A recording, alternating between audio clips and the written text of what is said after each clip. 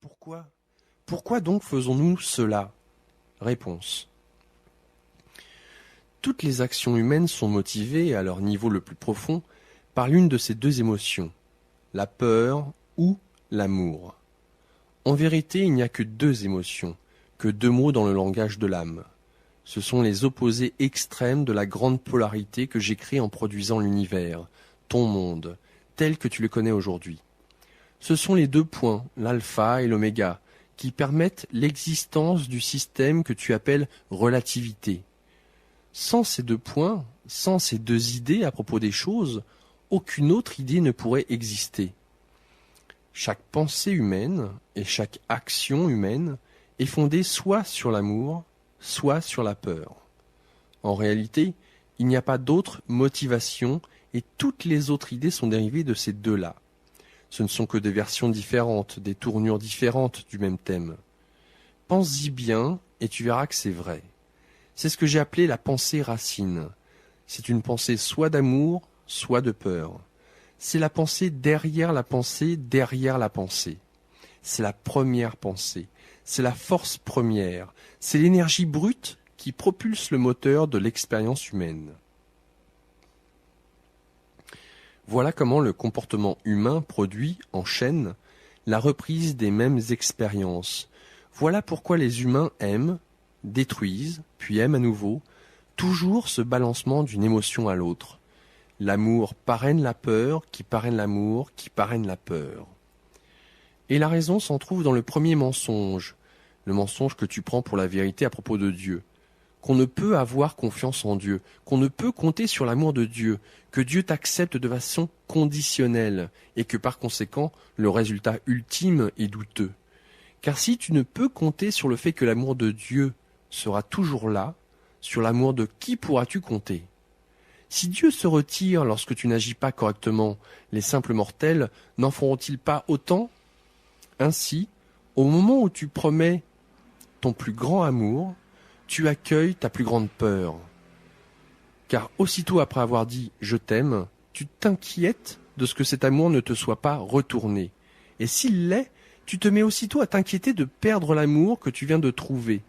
Ainsi, toute action devient réaction pour te défendre contre la perte, même lorsque tu cherches à te défendre contre la perte de Dieu. Cependant, si tu savais qui tu es, l'être le plus magnifique, le plus remarquable, le plus splendide que Dieu ait jamais créé, tu n'aurais jamais peur. Car qui pourrait rejeter une telle magnificence? Même Dieu ne pourrait trouver à redire d'un tel être.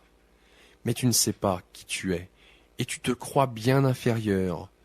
D'où t'est venue l'idée que tu étais bien moins beau? Des seuls gens que tu as cru sur parole à propos de tout, de ta mère et de ton père? Ce sont les gens qui t'aiment le plus. Pourquoi te mentiraient-ils? Mais ne t'ont-ils pas dit que tu étais trop ceci et pas suffisamment cela? Ne t'ont-ils pas rappelé que tu devais bien paraître et ne rien dire? Ne t'ont-ils pas réprimandé à certains moments de ta trop grande exubérance? Et ne t'ont-ils pas encouragé à laisser de côté certaines de tes idées les plus folles? Ce sont les mensonges que tu as reçus, et, bien qu'ils ne répondent pas aux critères et ne soient pas, par conséquent, des messages de Dieu, c'est tout comme, car ils te sont bel et bien parvenus des dieux de ton univers. Ce sont tes parents qui t'ont enseigné que l'amour était conditionnel, tu as souvent éprouvé leurs conditions, et c'est cette expérience que tu fais entrer dans toutes tes relations amoureuses. C'est aussi l'expérience avec laquelle tu viens vers moi. À partir de cette expérience, tu tires tes conclusions à mon égard. Dans ce cadre de pensée, tu exprimes ta vérité. Dieu est un Dieu aimant, te dis-tu. Mais si tu déroges à ses commandements, il te punira d'un bannissement éternel et d'une damnation perpétuelle. Car tu ne t'es pas senti banni par tes propres parents. Ne connais-tu pas la douleur d'avoir été damné par eux? Comment, alors, pourrais-tu imaginer que ce soit différent avec moi? Tu as oublié ce que c'est que d'être aimé sans condition. Tu ne te rappelles pas l'expérience de l'amour de Dieu. Ainsi, tu essaies d'imaginer à quoi peut bien ressembler l'amour de Dieu, mais selon ta perception de l'amour dans le monde. Tu as projeté sur Dieu le rôle de parent. Tu as donc abouti à un Dieu qui juge, récompense ou punit, à partir de ses sentiments, à propos de ce que tu as fait. mais c'est une vision simpliste de Dieu fondée sur ta mythologie. Elle n'a rien à voir avec qui je suis. Ayant ainsi créé à propos de Dieu tout un système de pensée fondé sur l'expérience humaine plutôt que sur les vérités spirituelles, tu crées ensuite toute une réalité autour de l'amour. C'est une réalité fondée sur la peur, enracinée dans l'idée d'un Dieu terrible et vengeur. Sa pensée racine est fausse, mais nier cette pensée, ce serait perturber toute ta théologie. La nouvelle théologie qui la remplacera serait vraiment ton salut. Mais tu ne peux l'accepter car l'idée d'un Dieu qui n'est pas à craindre, qui ne juge pas et qui n'a aucune raison de te punir est tout simplement trop belle pour faire partie de ton idée la plus grandiose de qui est Dieu et de ce qu'il est. Cette réalité autour de l'amour, qui est fondée sur la peur, domine ton expérience de l'amour. En effet, elle la crée. Car non seulement tu te vois recevoir de l'amour conditionnel, mais tu observes également que tu le donnes de la même manière. Et même lorsque tu te retiens, te retires et poses tes conditions, une part de toi sait que ce n'est pas vraiment de l'amour. Mais tu sembles impuissant à changer la façon dont tu le dispenses. Tu as appris à la dure, te dis-tu, et le diable t'emporte si tu te rends à nouveau vulnérable. En vérité, cependant, le diable t'emporte si tu ne le fais pas. À cause de tes propres pensées erronées à propos de l'amour, tu te condamnes à ne jamais en faire l'expérience pure. Ainsi, tu te condamnes à ne jamais me connaître tel que je suis en réalité, jusqu'au moment où tu le feras, car tu ne pourras me nier indéfiniment, et viendra un jour le temps de notre réconciliation. Toute action entreprise par les êtres humains est fondée soit sur l'amour, soit sur la peur. Et cela ne se limite pas aux relations personnelles.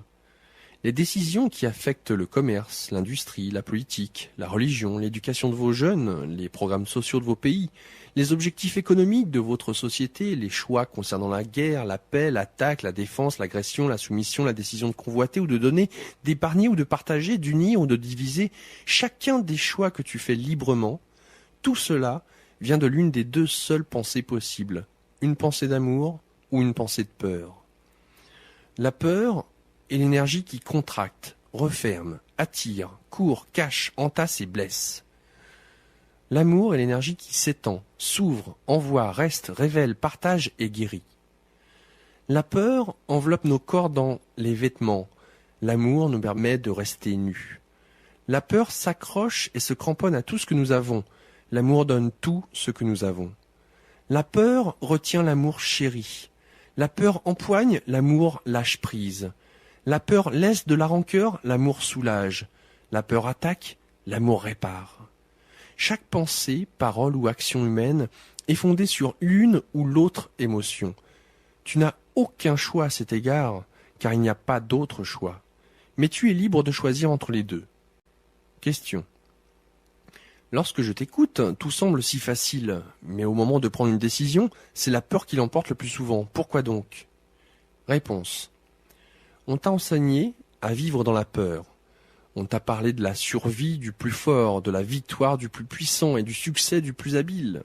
On parle rarement de la gloire du plus aimant. Ainsi tu t'efforces d'être le plus fort, le plus puissant, le plus habile, d'une façon ou d'une autre. Et si tu ne te sens pas à cette hauteur, dans une quelconque situation, tu crains la perte, car on t'a dit que les inférieurs étaient perdants. Ainsi, bien sûr, tu choisis l'action parrainée par la peur, car c'est ce qu'on t'a enseigné. Mais je t'enseigne ceci. Lorsque tu choisiras l'action parrainée par l'amour, tu feras plus que survivre, plus que gagner, plus que réussir. Tu feras alors l'expérience glorieuse de qui tu es vraiment et de qui tu peux être. Pour ce faire, tu dois renoncer aux enseignements de tes tuteurs, bien intentionnés mais mal informés, et écouter les enseignements de ceux dont la sagesse vient d'une autre source.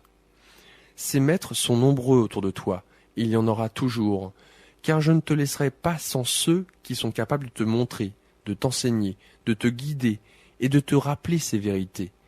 Mais le meilleur rappel ne vient pas de quelqu'un d'extérieur à toi, mais de la voix qui est en toi.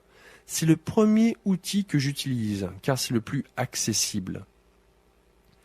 La voix intérieure est ma voix la plus forte, car c'est la plus proche de toi. C'est la voix qui te dit si tout le reste est vrai ou faux, bien ou mal, bon ou mauvais selon tes critères. C'est le radar qui règle la trajectoire, tient le gouvernail, guide le parcours, à la condition toutefois que tu l'acceptes. C'est la voix qui te dit tout de suite si les paroles que tu es en train de lire sont des paroles d'amour ou des paroles de peur.